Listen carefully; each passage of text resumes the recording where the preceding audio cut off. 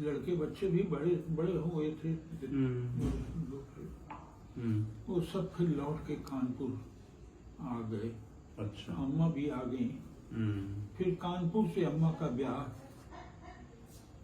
जो हम लोगों का गांव है उत्तर प्रदेश में, उन्नाव जिले में जगतपुर है। अच्छा।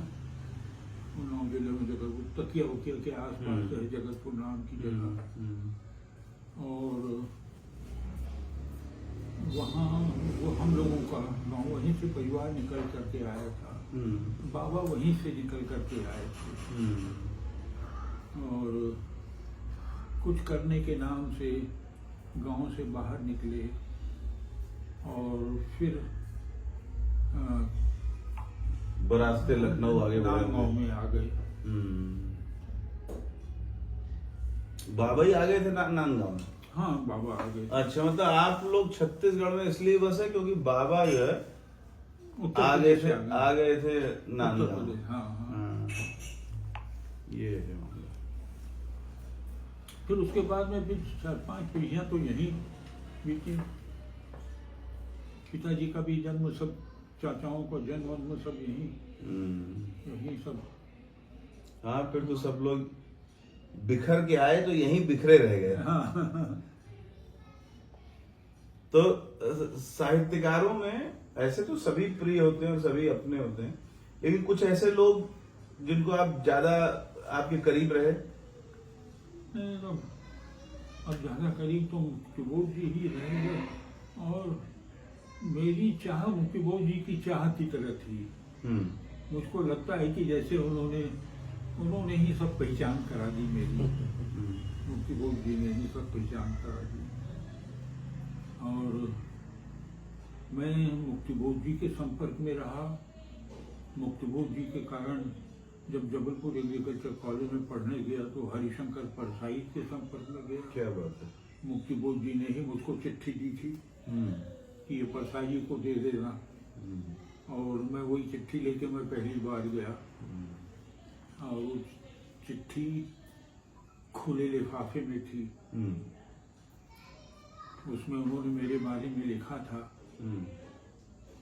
कि मैं कविताएं लिखता हूँ इत्यादि इत्यादि, और ये वो, और ये तुमसे मिलते रहेंगे, ये भी बात लिखी थी जो पहले मुझको नहीं मालूम थी। यानी मैंने पढ़ी नहीं थी चिट्ठी को। तो परसाई जी ने मुझसे पूछा कि मुक्तिबोध जी ने तुम्हारे बारे में लिखा है। तो मैंने पूछा क्या लिखा है? तो बोले तुमने पढ़ी नहीं? मैंने कहा मैंने नहीं पढ़ी। तो फिर वो हंसने लगे। फिर उन्होंने बताया कि क्या लिखा है। तो मुझसे फिर उन्होंने कहा तुम मुझसे मिलते जुलते रहा करो। मैं मिलता जुलता रहता था। फिर बाद में मिलना जुलना कुछ इस तरह का हुआ कि कुछ कारण बने कि मुक्तिबोध जी के घर का पता मेरे घर का पता हो गया। शानदार। श्रीकांत वर्मा जी का। हाँ, श्रीकांत परसाई जी का ठीक है। परसाई जी का पता मेरे घर का पता हो गया, क्योंकि कृति वगैरह पत्रिकाएं वगैरह कॉलेज के नोटिस बोर्ड में, जबलपुर एग्रीकल्चर कॉलेज के नोटिस बोर्ड में टांग दी जाती थी। तो लोग ले आते थे दूसरे, कोई भी ले जाता था। फिर मिलती नहीं थी कई बार। तो फिर मुक्तिबोध जी ने कहा तुम ऐसा करो, तुम मेरे पते से अपनी सब चीजें, घर की चिट्ठी और ये सब बुलवाया करो, और हर हफ्ते आया करो, और उसके पहले भी तुम्हारा आने का मन हुआ करे चले तो उसके पहले भी आया करो। ये मुक्तिबोध जी ने कहा। हरिशंकर परसाई ने अरे भाई परसाई जी ने बड़ा मुश्किल, खाली परसाई बोलिए तब याद रहेगा। तो फिर परसाई जी ने कहा तुम हर हफ्ते आया करो। तो अपना आधार ताल में एग्रीकल्चर कॉलेज 10 किलोमीटर दूर था। अपना साइकिल से आता था और अपना परसाई जी के बरामदे में साइकिल जैसे टिकाता था। तो मुझको लगता था कहीं साइकिल गिर न जाए, और गिरने से टूट ना जाए, और टूटने से कहीं उसको बनवाने में मेरे पैसे खर्चा ना हो। मैं बहुत कंजूसी से रहता था, बहुत थोड़े पैसे मिलते थे मुझको महीने के खर्च के, तो उनकी दीवार से टिका देता था मैं, परसाई जी के बरामदे की दीवार से। अब बरामदे से उनका बाहरी जो दीवार से लगा हुआ था 1533 नेपियर टाउन, जो उनका था जबलपुर का। तो अब मैं जैसे ही साइकिल टिकाता तो वहीं पर बैठ के तखत में बैठ करके वो लिखते रहते थे। और जैसे तो आवाज होती थी उनकी, तो आते ही सटने की आवाज, अगर बैठे को हो रहते थे तो आवाज को सुनकर तुरंत कहते थे, अरे आओ विनोद, आओ आओ। और मैं फिर वहां पहुंच जाता था मुक्ति बोध जी के पास में, परसाई जी के पास, परसाई जी के पास में।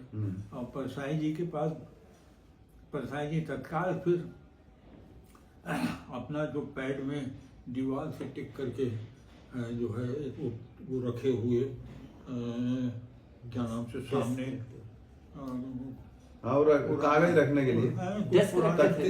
तखतिया होगी छोटी सी, कोई तखतिया टाइप की होगी, ऐसा कुछ था बना, उसमें कुछ रखते, उसमें लिखते थे, उसको सरका देते थे। फिर बैठते थे, बात करते थे, सुख दुख के हाल पूछते थे, कैसे हो, कोई परेशानी तो नहीं है, कोई दिक्कत तो नहीं है, तो सब कहते थे तो बताना। बहुत अच्छी पर्सनालिटी थी हरिशंकर परसाई की,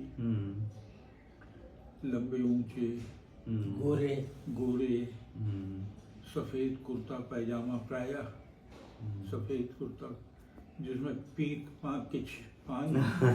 के छींटे पड़े हुए रहते थे, और मुस्कुरा के बात करते थे, व्यंग्यकार थे। अरे क्या बात है, बातचीत में कभी किसी पर व्यंग नहीं करते थे। शानदार, ये बहुत अंडरलाइन करने वाली बात है। हाँ, ये बहुत बड़ी मतलब तारीफ काबिल है, मतलब अनोखा गुण था जो शरद जोशी में नहीं थी।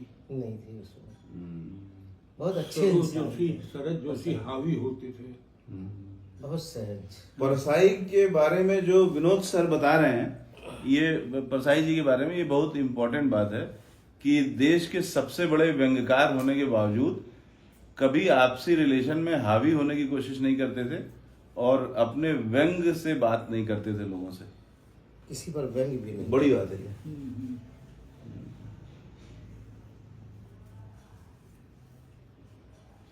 यूनिवर्सल बुक डिपो था,